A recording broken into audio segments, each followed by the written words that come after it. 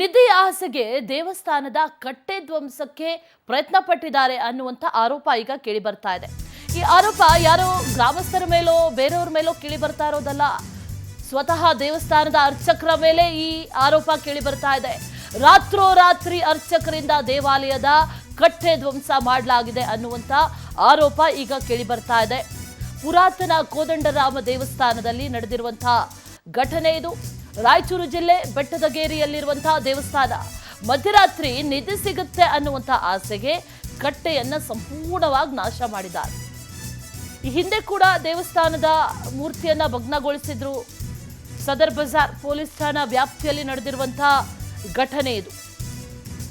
ನಿಧಿ ಸಿಗುತ್ತೆ ಅನ್ನುವಂಥ ಆಸೆ, ಅಲ್ಲಿ ನಿಧಿ ಇದೆ ಅನ್ನುವಂಥ ಒಂದಷ್ಟು ವಿಚಾರಗಳನ್ನ ಯಾರೋ ಹೇಳಿರ್ತಾರೆ, ಇಲ್ಲ ಕೇಳಿರ್ತಾರೆ.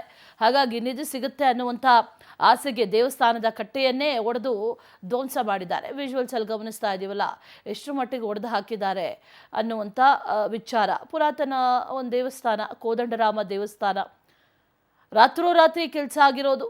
ಅಲ್ಲಿನ ಗ್ರಾಮಸ್ಥರು ಈ ಥರ ಎಲ್ಲ ಮಾಡುವಂಥದ್ದು ಬಹಳ ಸಾಮಾನ್ಯ. ಅನೇಕ ಕಡೆಗಳಲ್ಲಿ ನಿಧಿ ಸಿಗುತ್ತೆ ಅನ್ನುವಂಥ ಆಸೆಗೆ. ಆದರೆ ಇಲ್ಲಿ ದೇವಸ್ಥಾನದ ಅರ್ಚಕರೇ ಮಾಡಿರುವಂಥ ಕೃತ್ಯ ಅನ್ನುವಂಥ ಆರೋಪ ಈಗ ಕೇಳಿ ಬರ್ತಾ ಇದೆ.